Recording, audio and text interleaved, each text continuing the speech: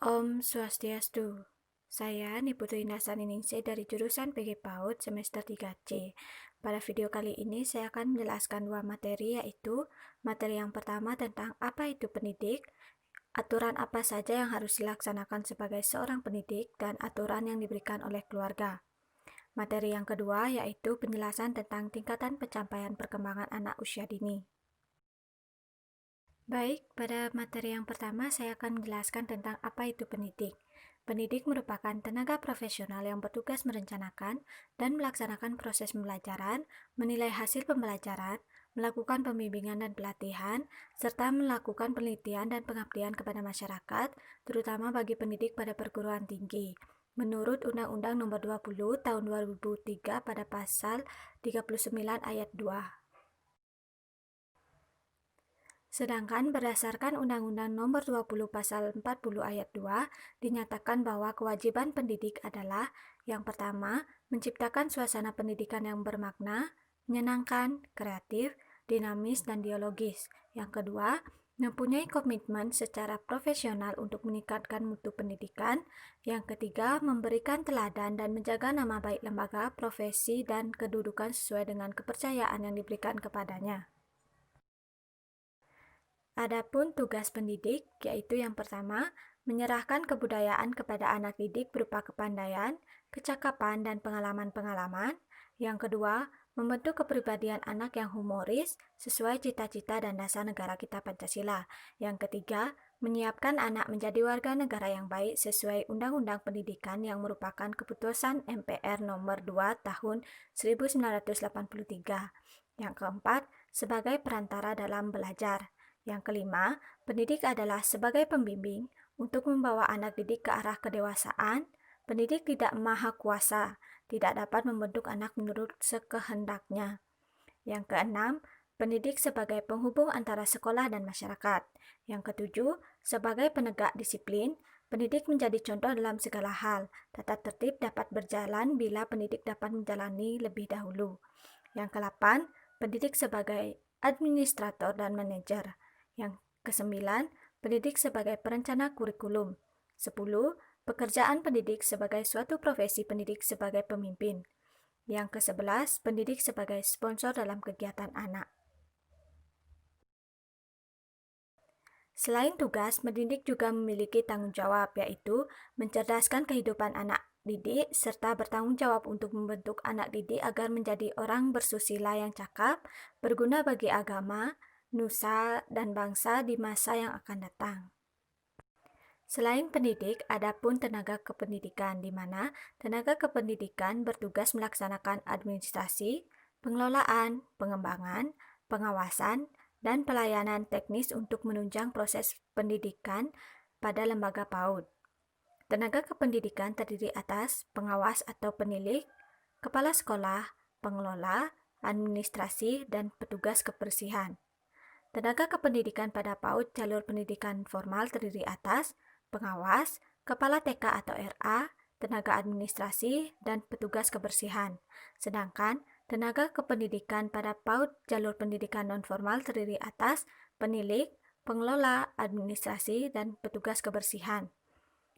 Dari semua tenaga kependidikan PAUD diatur sendiri oleh masing-masing lembaga. Yang pertama yang akan saya bahas yaitu pengawas atau penilik.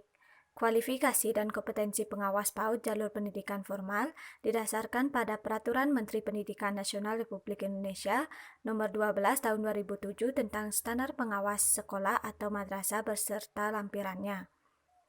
Kualifikasi dan kompetensi penilik PAUD jalur pendidikan non-formal didasarkan pada Peraturan Penilik Pendidikan Non-Formal pada umumnya.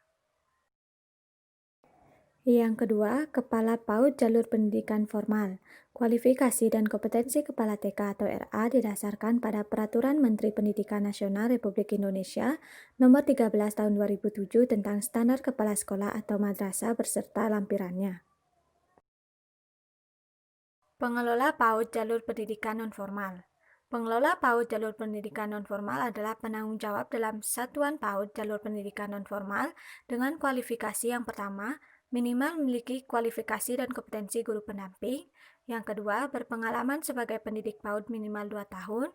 Yang ketiga, lulus pelatihan atau magang atau kursus pengelolaan PAUD dari lembaga terakreditasi. Nah, selain memiliki kompetensi guru pendamping, pengelola PAUD harus memenuhi kompetensi yaitu kompetensi kepribadian, kompetensi profesional, kompetensi manajerial, dan kompetensi sosial. Sebagai pendidik ataupun guru, memiliki tugas yang penting pada setiap proses pembelajaran dari awal hingga akhir kegiatan. Menurut Doji DKK dikatakan bahwa guru harus mampu, yang pertama, mengobservasi anak secara berkelanjutan, yang kedua, mendukung dan membantu anak pada setiap pembelajaran, yang ketiga, menilai pembelajaran yang dilakukan anak.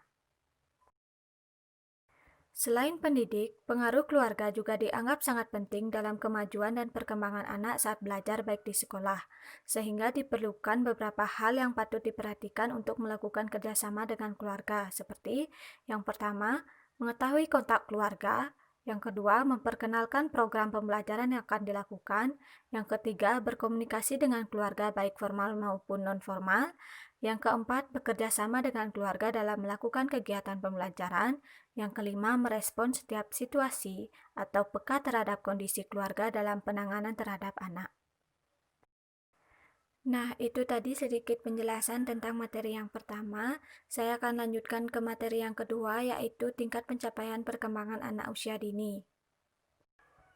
Menurut Undang-Undang Nomor 20 Tahun 2003 tentang Sistem Pendidikan Nasional Pasal 1 Angka 14 menyatakan bahwa pendidikan anak usia dini atau PAUD adalah suatu upaya pembinaan yang ditunjukkan kepada anak sejak lahir sampai dengan usia 6 tahun yang dilakukan melalui pemberian rangsangan pendidikan untuk membantu pertumbuhan dan perkembangan jasmani dan rohani, agar anak memiliki kesiapan dalam memasuki pendidikan lebih lanjut. Jadi, pendidikan anak usia dini sangat berperan penting dalam memberikan stimulasi untuk tumbuh dan kembang anak. Naisi menjelaskan ada dua hal penting tentang kurikulum bagi anak usia dini. Salah satunya adalah program kegiatan bermain pada anak usia dini diterapkan berdasarkan kurikulum yang berpusat pada anak serta dapat mendukung kegiatan pembelajaran dan perkembangan pada setiap aspek baik estetika, kognitif, emosional, bahasa, fisik, dan sosial. Tingkat pencapaian dan perkembangan menggambarkan pertumbuhan dan perkembangan yang diharapkan dicapai anak pada rentan usia tertentu. Perkembangan anak yang dicapai merupakan integrasi aspek pemahaman nilai-nilai agama dan moral, fisik, kognitif, bahasa, dan sosial emosional. Tingkat pencapaian perkembangan disusun berdasarkan kelompok usia anak menurut Peraturan Pemerintahan Nomor 58 Tahun 2009. Yang pertama, usia 0 sampai 1 tahun. Dilakukan dalam rentan 3 bulan karena pada tahap usia ini perkembangan anak berlangsung sangat pesat. Yang kedua, usia 1 sampai 2 tahun dalam rentan 6 bulan karena pada tahap usia ini perkembangan anak berlangsung tidak sepesat usia sebelumnya. Yang ketiga, usia 3 bulan, terdapat beberapa lingkup perkembangan, yaitu motorik kasar, anak sudah mulai mengembangkan refleks menegakkan kepala, tengkurap, berguling ke kanan dan ke kiri. Motorik halus, anak sudah dapat memainkan jari, tangan, dan kaki, serta memegang benda dengan 5 jari. Kognitif, mengenali apa yang diinginkan dan mampu menunjukkan reaksi atas rangsangan. Bahasa, anak mampu mengeluarkan suara untuk menyatakan keinginan atau sebagai reaksi atas rangsangan. Sosial emosional, anak dapat menunjukkan respon emosi seperti menatap dan tersenyum, menangis untuk mengekspresikan ketidaknyamanannya. Usia 3-6 bulan terdapat beberapa lingkup perkembangan, yaitu motorik kasar, anak dapat meraih benda, tengkurap dengan dada diangkat dan kedua tangan menopang, duduk dengan bantuan.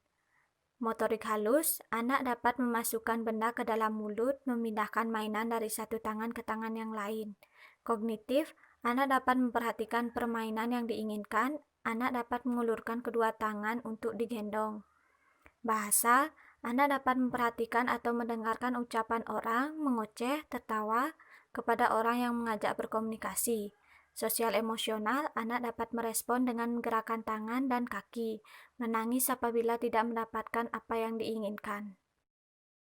Usia 6-9 bulan terdapat beberapa lingkup perkembangan, yaitu motorik kasar, anak dapat melempar benda, merangkak ke segala arah, duduk tanpa bantuan, berdiri dengan bantuan, bertepuk tangan. Motorik halus, anak dapat memegang benda dengan ibu jari dan jari telunjuk, meremas.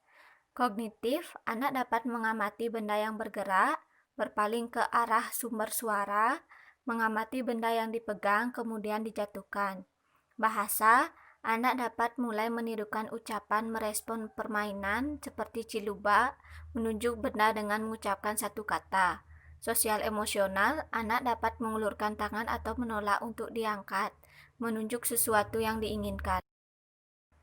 Usia 9-12 bulan terdapat beberapa lingkup perkembangan, yaitu motorik kasar, anak dapat menarik benda yang terjangkau, berjalan dengan berpegangan, berjalan beberapa langkah tanpa bantuan, melakukan gerakan menendang bola. Motorik halus, anak dapat menggaruk kepala, memegang benda, memukul-mukul atau mengetuk mainan. Kognitif, anak mulai memahami perintah, menunjukkan reaksi saat namanya dipanggil, mencoba mencari benda yang disembunyikan, mencoba membuka atau melepas benda yang tertutup. Bahasa, anak dapat menyatakan dua kata untuk menyatakan keinginan, menyatakan penolakan, menyebut nama benda atau bintang. Sosial emosional, anak dapat menempelkan kepala bila merasa nyaman atau meronta-ronta jika merasa tidak nyaman, menyatakan keinginan dengan berbagai gerakan tubuh dan ungkapan kata, menirukan cara menyatakan perasaan sayang. Usia 12-18 bulan terdapat beberapa lingkup perkembangan, yaitu motorik kasar, anak dapat berjalan sendiri, naik tangga atau tempat yang lebih tinggi dengan merangkak, menendang bola ke arah depan, berdiri dengan satu kaki selama 1 detik. Motorik halus, anak dapat memegang alat tulis, membuat coretan, menyusun menara dengan 3 bilik, memegang gelas dengan 2 tangan, menumpahkan benda dari wadah dan masukkannya kembali. Kognitif, anak dapat menyebutkan beberapa benda, menanyakan beberapa benda yang belum dikenal, mengenal beberapa warna primer, menyebut nama sendiri dan orang yang dikenal, membedakan ukuran benda. Bahasa, menunjukkan bagian tubuh yang ditanyakan, memahami tema cerita pendek, merespon pertanyaan dengan jawaban ya atau tidak, mengucapkan kalimat yang terdiri atas 2 kata. Sosial emosional, anak dapat menunjukkan reaksi marah apabila merasa terganggu, menunjukkan reaksi yang berbeda terhadap orang yang baru dikenal, bermain dengan teman tetapi sibuk dengan mainannya sendiri, memperhatikan atau mengamati teman-teman yang beraktivitas. Usia 18-24 bulan terdapat beberapa perkembangan, yaitu motorik kasar, melompat di tempat, naik tangga atau tempat yang lebih tinggi dengan berpegangan, berjalan mundur beberapa langkah, menarik benda yang tidak terlalu berat seperti kursi kecil. Motorik halus meniru garis vertikal atau horizontal, memasukkan benda ke dalam wadah yang sesuai, membalik halaman buku walaupun belum sempurna, menyobek kertas. Kognitif, mengenali pengetahuan umum seperti mempergunakan alat permainan dengan cara semaunya seperti balok dipukul-pukul, mulai memahami gambar wajah orang, mulai memahami prinsip milik orang lain seperti milik saya, milik kamu, mengenal konsep bilangan seperti membilang sampai 5. Bahasa, menerima bahasa seperti menaruh perhatian pada gambar-gambar dalam buku, menggunakan kata-kata sederhana untuk menyatakan keingintahuan, mengungkapkan bahasa seperti menjawab pertanyaan dengan kalimat pendek, menyanyikan lagu sederhana. Sosial emosional, mengekspresikan berbagai reaksi emosi, senang, marah, takut, kecewa, menunjukkan reaksi menerima atau menolak kehadiran orang lain, bermain bersama teman dengan mainan yang sama, berekspresi dalam bermain peran seperti pura-pura. Usia 2-3 tahun terdapat beberapa lingkup perkembangan, yaitu nilai-nilai agama dan moral. Anak dapat mulai menirukan gerakan berdoa atau sembahyang sesuai dengan agamanya, mulai meniru doa pendek sesuai dengan agamanya, mulai memahami kapan mengucapkan salam, terima kasih, dan lain-lain. Motorik kasar, anak dapat berjalan sambil berjinjit, melompat ke depan dan ke belakang, melempar dan menangkap bola, menari mengikuti irama, naik turun tangga. Motorik halus, anak dapat meremas kertas atau kain, melipat kertas, mengunting kertas tanpa pola, koordinasi jari dengan cukup baik untuk memegang benda pipih. Kognitif, anak dapat menyebutkan bagian-bagian suatu gambar, mengenal bagian-bagian tubuh, memahami konsep ukuran, mengenal 3 macam bentuk, mulai mengenal pola. Bahasa, anak dapat menghafal beberapa lagu sederhana, memahami cerita atau dongeng sederhana, memahami perintah sederhana, menggunakan catatannya dengan tepat. Sosial emosional, anak dapat mulai bisa mengungkapkan ketika ingin buang air kecil atau buang air besar, mulai memahami hak orang lain, mulai menunjukkan sikap berbagi, membantu dan bekerja sama, menyatakan perasaan terhadap anak yang lain, berbagai peran dalam suatu permainan. Nah, itu tadi sedikit penjelasan materi dari saya. Jika ada salah, saya mohon maaf. Saya ucapkan terima kasih. Om Santi Santi Santi Om.